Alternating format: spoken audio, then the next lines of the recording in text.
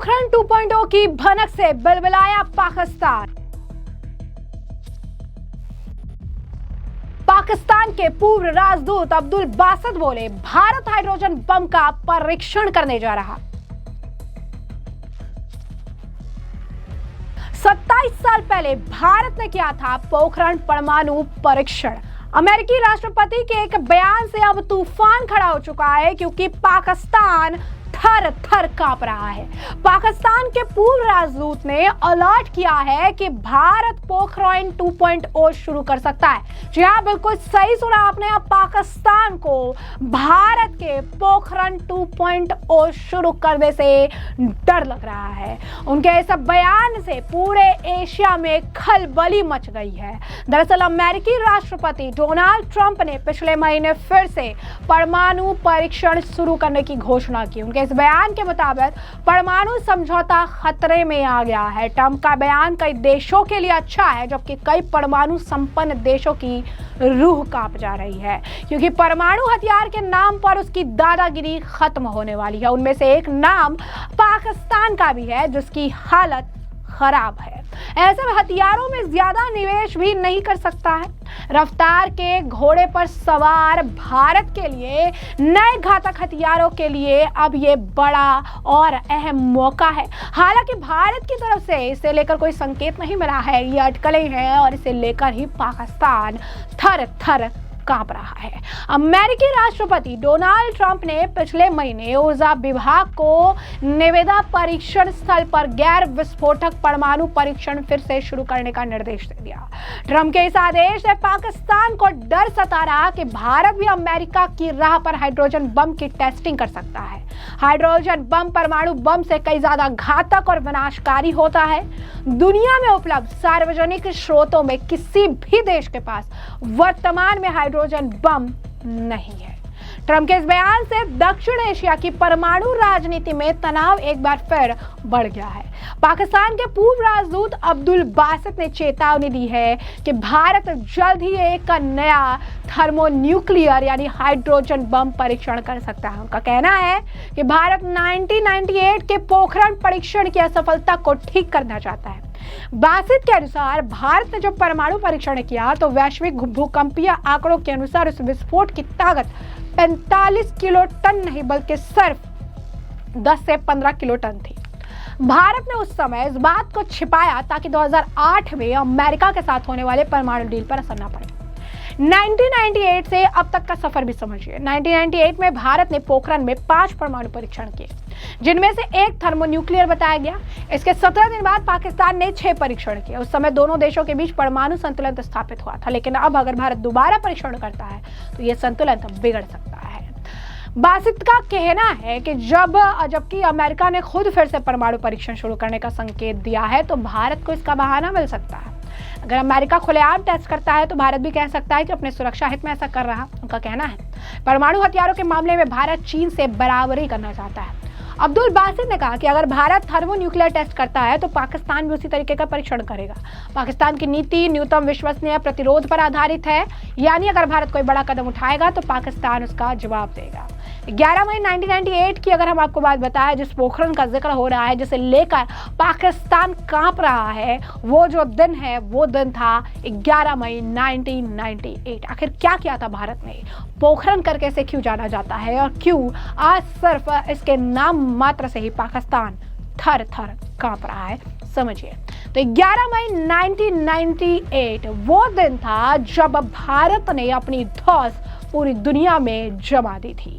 भारत ने राजस्थान के पोखरण में 5 बमों के साथ भूमिगत परमाणु परीक्षण की एक श्रृंखला आयोजित की।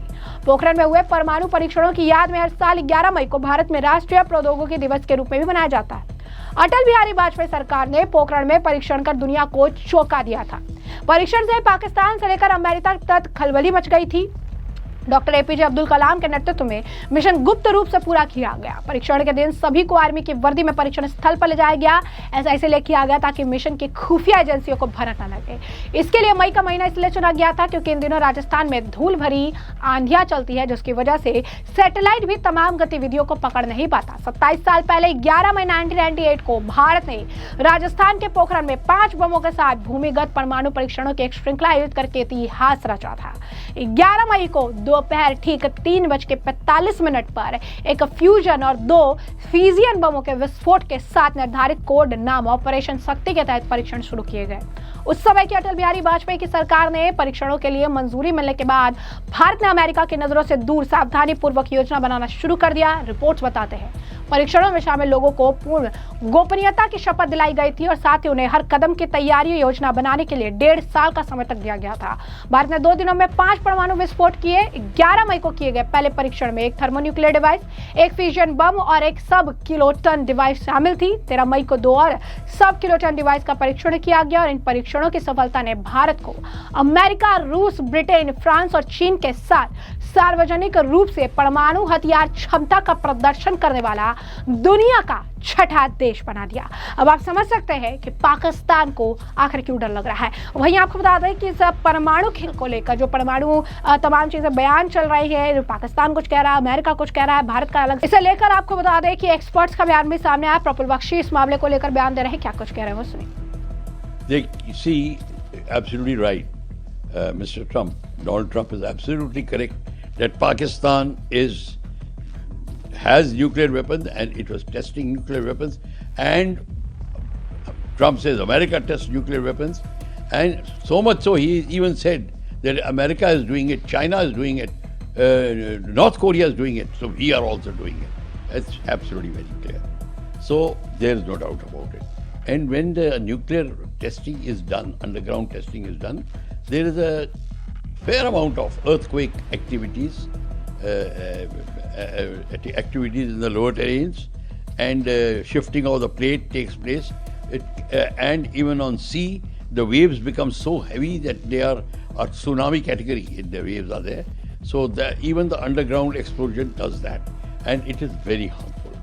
It can do that, and it has also led, this technique has also led to a convention in NMOD convention, which is called the Modification Environment for Military Gains, which are done through underground explosions, undersea and underground explosions, to bring in artificial rain or earthquakes, basically earthquakes.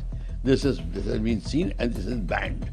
Artificial rain is also banned, artificial earthquake is also banned.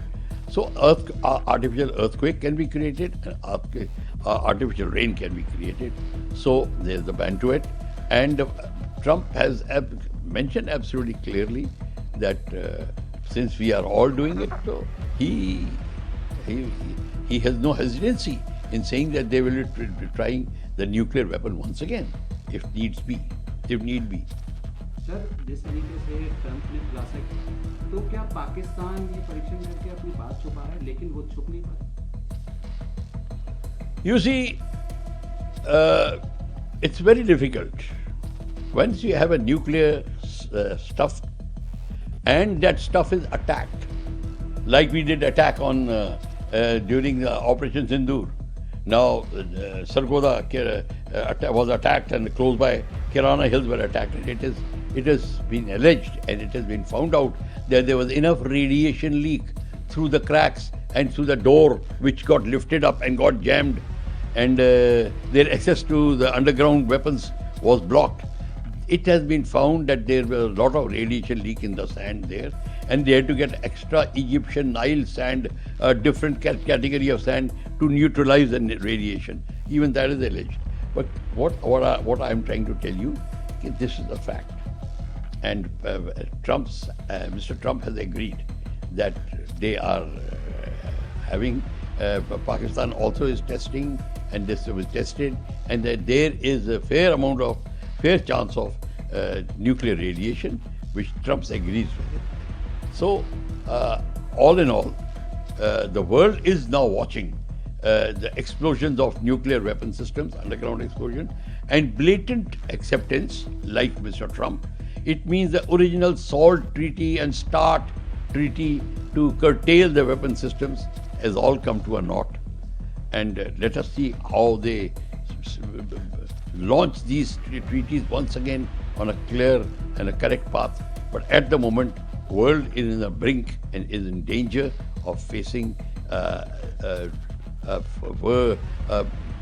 nuclear weapon competition between the countries and proliferation of nuclear weapons. Last question कर रहा है, तो ऐसे में nuclear फैलने का भी खतरा रहता है, तो कितना समय तक इसका असर रहता है और कैसे इस असर को